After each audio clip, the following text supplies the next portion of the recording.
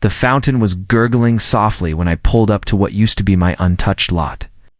Now, where there once was forest, stood a brand new mansion with Corinthian columns. A circular driveway, a 6-car garage, and a manicured lawn that would have made Versailles blush.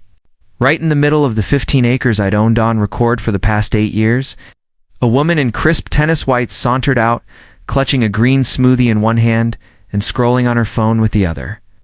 She gave me a little wave. Like I was the landscaper, come to trim the hedges. Her blonde ponytail was Hollywood perfect, and her oversized designer sunglasses probably had their own insurance policy. "You're not supposed to be here," she sang like a Disney villain. With a homeowner's manual. Private HOA property. I reached into my glove box and pulled out the laminated deed. I always kept their paranoia honed from years of handling shady property disputes as a real estate lawyer. Calmly, I stepped out and held it up. "No," I said evenly. "You've built a 9,000 square foot palace on my land." She actually laughed. Not the nervous kind no. This was the sort of smug cackle that said she'd never heard the word no in her life. "Oh, honey," she cooed, lowering her glasses to reveal the kind of makeup you need a license to apply. "This is HOA jurisdiction. Has been for years. I'm Patricia Peton, president of the Riverside Estates Homeowners Association, and I personally approve this entire development." Unlucky for her, I wasn't just the rightful landowner.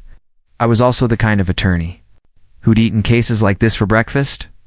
"My name's Daniel Morrison, and I bought that forested land outside Riverside Valley precisely because it was remote outside city limits, away from zoning headaches, and far beyond the reach of any meddling HOA. The deed was bulletproof, filed, surveyed, confirmed twice. It was 15 acres of pristine woodland, complete with a creek, wildlife, and fall foliage that rivaled any New England postcard. My dream was always to retire here in a quiet cabin, maybe even build it myself. But over the years, Riverside Valley grew. New subdivisions sprang up like weeds, and with them came the now infamous Riverside Estates HOA, and ruling over it like some suburban monarch was. Patricia Peton, she was a legend for all the wrong reasons. Ass. She'll find one neighbor $500 for mismatched. Blimes tried to get another evicted for planting tomatoes. She carried a tape measure like a sheriff's badge and cited people for 2-inch mailbox infractions. So when her son-in-law, a mid-tier developer named Bradley Harrison, pitched a luxury estate concept, Patricia set her sights on what she decided was the perfect tract. My land. She justified the grab using a 1994 map she claimed proved my property was part of a historical HOA expansion. When I saw the map during discovery later, it looked like it had been drawn by a drunk intern using clip art. Nothing matched real property lines.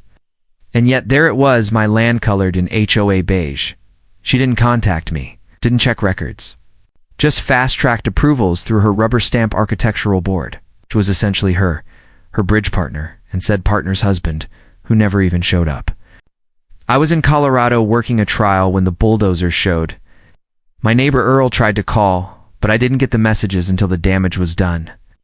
3 acres of 100-year-old trees gone. I flew back, drove straight to the site, and nearly crashed my car when I saw the monstrosity they'd built. Not just a house and ego project. Italian marble columns. A wine cellar that looked like a Bond villain's lair. A butterfly-shaped pool. No permits. No zoning clearance. No inspections. Yet there it stood, fully wired, plumbed, and landscaped. A custom mailbox read the Petons in gleaming gold script. I went straight to the HOA officer, repurposed dental clinic. Patricia was there, naturally. Behind a desk stacked with violation notices. "Mr. Morrison," she said without even looking. "Up. I trust you've seen the community's newest jewel. That lot was an eyesore." "My lot," I said, dropping my deed on the desk, "which you illegally developed." She barely glanced at it. "We're asserting continuous use doctrine and community investment precedent," she said, like she'd just invented law. "In layman's terms, squatting with a sugar coat." "Patricia," I said, using the tone I reserve for courtrooms and depositions, "you've committed trespass, theft, zoning violations, and you've misappropriated funds." That's criminal. Not just civil. She gave a dismissive smile. Then prove it. In court, meanwhile, this office is on HOA land. You're trespassing. That was mistake number 2. I called my former law partner, Sarah Chun, the kind of attorney who could make witnesses confess just by adjusting her glasses. Within 48 hours, we pulled every record. I still owned the property.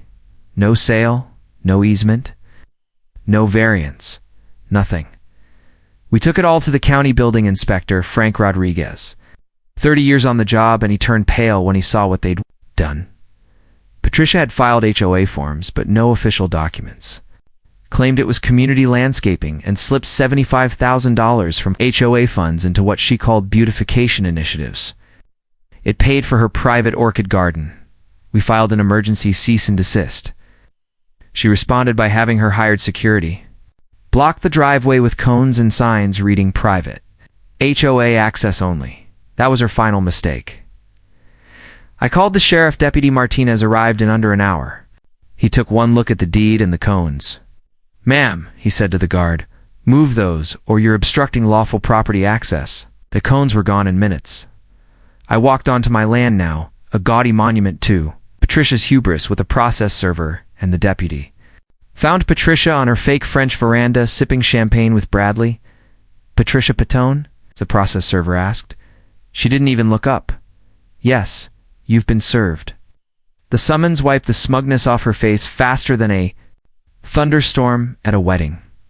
Court was a massacre. Judge Thompson, stern and efficient, reviewed the evidence and practically laughed at the 1994 map. My deed predated the HOA by over a decade. Patricia's boundary claims, fabricated. Her lawyer, a twitchy kid who looked like he'd just passed the bar, stammered something about community interest development zones. The judge narrowed her eyes. "Did you check county records?" Patricia folded her arms. "As HOA president, I don't need permission to improve community space." Thompson gave her the look that said, "Good luck with prison food." She ruled immediately. Full injunction, independent appraisal of damages, and a nudge to the DA for potential criminal prosecution. But I wasn't done. Sarah and I sued the HOA for trespass and land conversion. We made sure every homeowner got a copy of the lawsuit, along with a budget breakdown showing their dues paid for Patricia's champagne fantasies. The rebellion came fast. The emergency HOA meeting was standing room only. Margaret, her longtime sidekick, cracked first. "I didn't know she used the funds for that," she muttered. Neighbors shared horror stories. The shutter fines, the vegetable garden war. The time Patricia banned a porch swing because it clashed with the elevation plan. Dr. Peterson stood and said, "I move for a vote of no confidence." Unanimous. Patricia was ousted, escorted out screaming about aesthetic standards and peasant taste. 2 months later, judgment came. $2.3 million in civil damages. Plus, I retained full rights to the house built illegally, paid for by stolen HOA funds. Her assets were frozen. The HOA insurance refused coverage for criminal acts. I now owned a mansion I never wanted to celebrate. I threw a barbecue on what used to be her marble terrace, invited the whole neighborhood. Kids swam in the butterfly pool. Martinez grilled hot dogs. Patricia drove by in a beat-up Prius, window rolled down. "This isn't over," she screamed. Martinez sipped his drink. "Ma'am, you just ran a stop sign. License and registration. The ticket was $250. She tried to contest it. Lost. I turned her wine cellar into a woodworking studio, placed the fountain with a koi pond, named it Patricia's Folly. The pool remains, but I'm considering reshaping it. Something less ... vain. Now I live here part-time, hosting monthly BBQs on a property. Reclaimed not just from thieves, but from tyranny. During her criminal trial, prosecutors revealed Patricia had done this twice before in other states. The jury didn't even flinch. Guilty of wire fraud, conspiracy, criminal trespass, and embezzlement, 8 years in federal prison, $3.7 million. In restitution, as they cuffed her, she screamed, "But I'm the HOA president." Not anymore. Do you like subscribe for more story?